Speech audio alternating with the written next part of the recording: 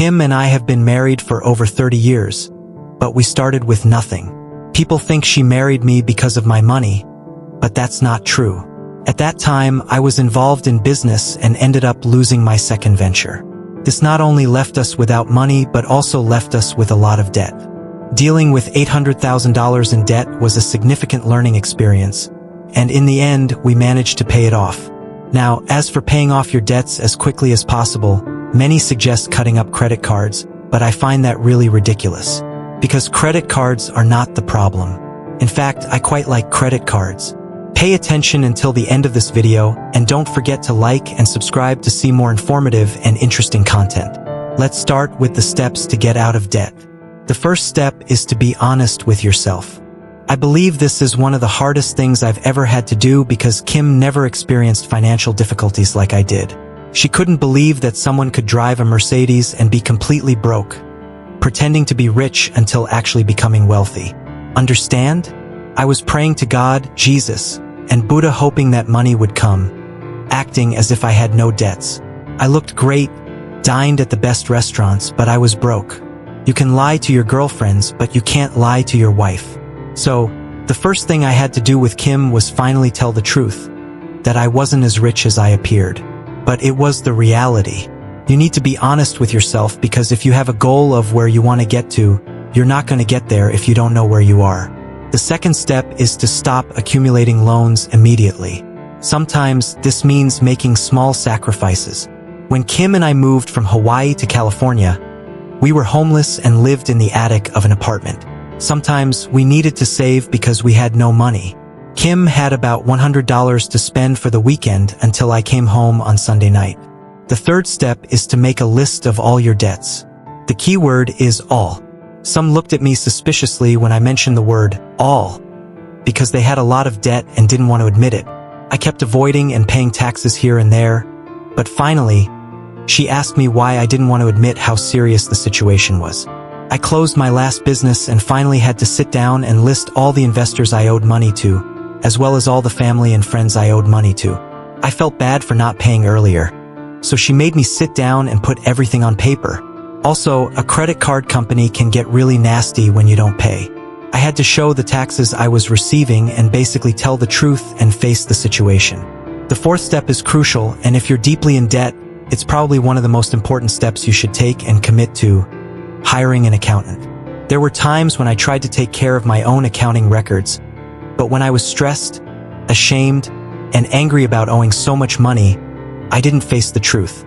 Additionally, I felt disorganized and didn't have much skill for details. So Kim and I finally reached out to my rich dad, and he advised us to hire an accountant. At first, I thought it would be expensive, but my rich dad told me that wealthy people have accountants while poor people don't keep accurate records. This is the fifth step, and once you have a list of all your debts, you will create a visual picture of these debts. Simply, at the top left of the board, you will write the name of the creditor, for example, my credit card. At the top right, you will write the total debt. At the bottom left, you will write the minimum monthly payment that needs to be made, and at the bottom right, you will divide the total debt by the monthly payments. For example, on the credit card line, you will write a minimum of $100 per month, a total debt of $2,000 in 20 monthly payments. This means it will take 20 months to eliminate this debt, as the total debt divided by the minimum monthly payment equals 20. For each debt you have, you will create this visual picture and review it daily to know how many months it will take to pay off each one. It's crucial to consult your workbook to have everything clear. When Kim and I met, we had nothing. It took 10 years for us to go from nothing to financial freedom. She was 37 and I was 47. That's the power of focusing on assets instead of liabilities. Most people are so busy working for money, trying to pay their bills, and acquiring liabilities they think are assets. The first gift I gave Kim was teaching her this, and today we are financially free. Anyone can do this, you just need to get your head in the right place. We met in 1973 when I took my first real estate investment course. I lost money and regained it, but I never let go of assets. Many people can't earn $1,000, and the reason is that mentally, emotionally, spiritually, and physically, they're not prepared to earn that amount. So, Kim and I are earning several $1,000,000, but we wouldn't have gotten there if we hadn't resolved the issues to reach $1,000. Every time we had a problem, we had to be bigger than the problem. Many people with $1,000 problems won't solve them until they develop personally, mentally, emotionally, spiritually, and physically to be bigger than the $1,000. The sixth step is to determine the order in which you will pay off each debt. This is where the small circular number comes in. You will start with the lowest circle number you have. Sometimes people ask if they shouldn't pay off the debts with the highest interest rates first. In this formula, what you want is to see results quickly to prove that this formula works. So, we start with the shortest debt you have, the one that can be paid off the fastest. When you flip that result and see that the formula is working, you'll be encouraged to continue. That's why we start with the smallest number, because it's not about paying interest, but the speed at which you can settle. When we look at the average person, they have a job and they get money, pay the house, and the money goes to a bank through a mortgage. That's not an asset because money is going out. Therefore, it's a liability. The definition of a liability is that it takes money out of your pocket, while an asset puts money into your pocket. So, if I have a property to rent out, it puts money in my pocket. If I live in a house, it's a liability because even without debts, I still have taxes, depreciation, repairs, maintenance, insurance, and everything else.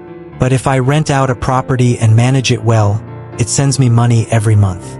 I started with this at the age of 25.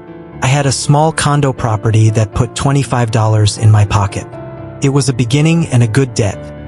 The debt canceled itself out and paid itself off while putting money in my pocket. So, I was making money from my little house every month. Today, my wife and I have 65 houses that put money in our pocket every month. The people living in these houses pay because they have a place to live, but the money comes from debt. We have 100% financing. Everything is debt. So, that's the debt, and what makes a debt good are three very important words: cash flow. We became financially free instead of falling back into debt or simply spending debt money on anything. But like rich dad, poor dad, we play the cash flow game. What we do is invest that money. In this case, with all that money, instead of spending it, we keep buying more real estate and securities.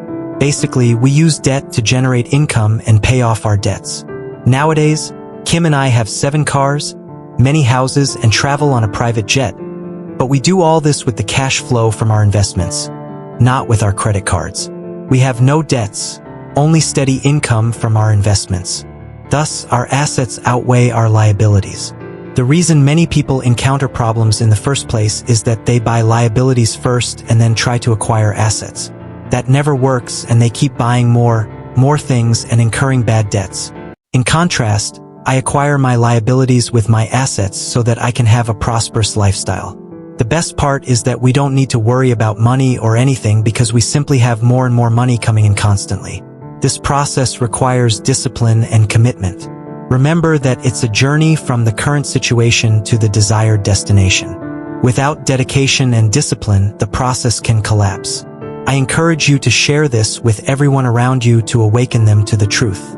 The key to financial success lies in focusing on generating multiple sources of income. We're not talking about one but several sources of income. As we educate ourselves financially, develop an entrepreneurial mindset, and generate business ideas to earn income. In the beginning, we must pay attention to spending and where our money is going. Much of our thinking and managing our money comes from our past. In 99% of cases, our path in the financial world starts with employment and dependence on a salary. But if we're financially smart enough, that job and salary that for many is a disadvantage, if managed correctly, can generate capital. You can generate capital as a seed to start making profits by doing business. And for that reason, the ideas we're going to explain in this video for reducing expenses can be the beginning of a world full of endless opportunities for you. You just need to learn to manage your money. These are just some ideas, but you should adapt them to your own reality and complement them with your own ideas to make them more powerful. Many people make the mistake of shopping because of promotions, wrongly thinking they're saving money. But the reality is that in a promotion, only the money changes hands and owner. Being rich or poor depends on the direction money takes. If most of the time money enters your account, then you're definitely on the path to being financially free.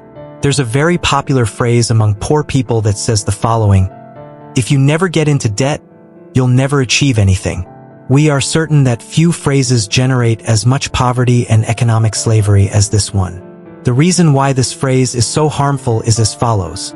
When we buy on credit, we pay compound interest.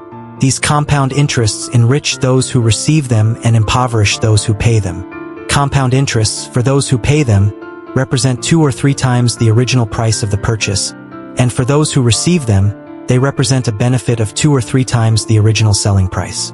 Who pays and who charges compound interest determines who becomes impoverished and who becomes enriched. Buying electronic devices that won't be used. Electronic devices are designed to make our lives easier and more enjoyable. But the worst thing a person who doesn't know how to manage their money can do is to buy an electronic device they don't need and won't use. Doing so is literally throwing away hard-earned money to buy something that will probably just gather dust in their home. Buying branded items. Just like buying electronic devices you don't use, many brands don't add value or quality to your life. The only thing they do is multiply the price of things by 3 or 4 times, just because they are fashionable brands. On the contrary, buy what you need, what is useful or makes you feel comfortable, but avoid buying things just because they have a certain brand. I've met many poor and middle-class people who have more money invested in clothes than the bank assets of a wealthy person. Spending on cigarettes. Besides the harmful health damage, smoking also negatively affects finances. Just do a calculation in your country's currency. A pack of cigarettes in Spain can cost between €4 and €5. If you smoke a pack a day, which would cost €36 per month on cigarettes, in a year you would spend €432. In 10 years you would spend €4,320, and in 50 years you would spend €21,600. Most people spend much more than this, so the impact on personal finances is much greater than imagined. When it comes to a constant addiction, going to nightclubs. Moreover, alcoholic beverages are more expensive than food. Whether it's the abuse of night outs and parties, it can harm the chances of achieving a desired life. If the money spent on events and parties between the ages of 18 and 30 were invested even partially, it is likely that by the age of 30 wealth would have already been accumulated. Buying a new car. A car is a luxury unless it is used to generate income. A new car loses about 25% of its value when it leaves the dealership, and after 3 months it depreciates by about 45%. It's important to consider that an employee's mindset can lead to risky investments, such as buying a new car without being surprised by the depreciation, while a 45% drop in the stock market can cause panic. Going to restaurants. This advice is especially for the middle class, often in debt and with liabilities, who spend significant amounts on restaurants. The frequency of restaurants can represent a loss of opportunities to build wealth. It is crucial to analyze and evaluate whether expenses on dining out are really necessary.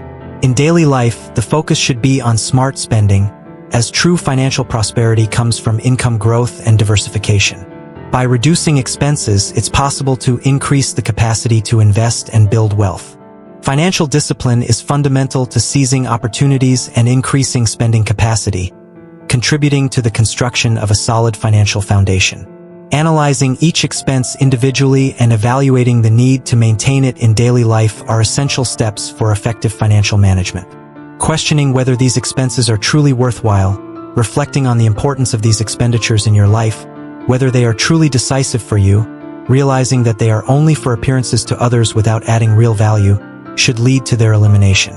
Many expenses, especially those mentioned earlier, are completely unnecessary and can be considered ant expenses, small, frequent, and repetitive, causing significant damage to our wallets and our financial future. Just as a boat does not sink because it splits in half, but rather due to a single hole through which water enters drop by drop, our personal finances can face similar problems if we do not control these small financial leaks. Even if we have the ability to invest and negotiate, our finances can sink. It is crucial to learn to control expenses, not necessarily by eliminating all at once, but focusing especially on those mentioned earlier and any others that have escaped control. Once you have control over them, focus all your energy, imagination, and intelligence on building income sources, increasing your earnings, valuing your talent, and developing your financial intelligence. Most importantly, put your earnings on autopilot, allowing you to generate income consistently. Focus all your energies on this project. but be aware of possible financial leaks. Control your spending and focus on income generation. I hope you found this video amazing. Remember, if you enjoyed this video, give it a like and subscribe to the channel to not miss any of our content. Until next time,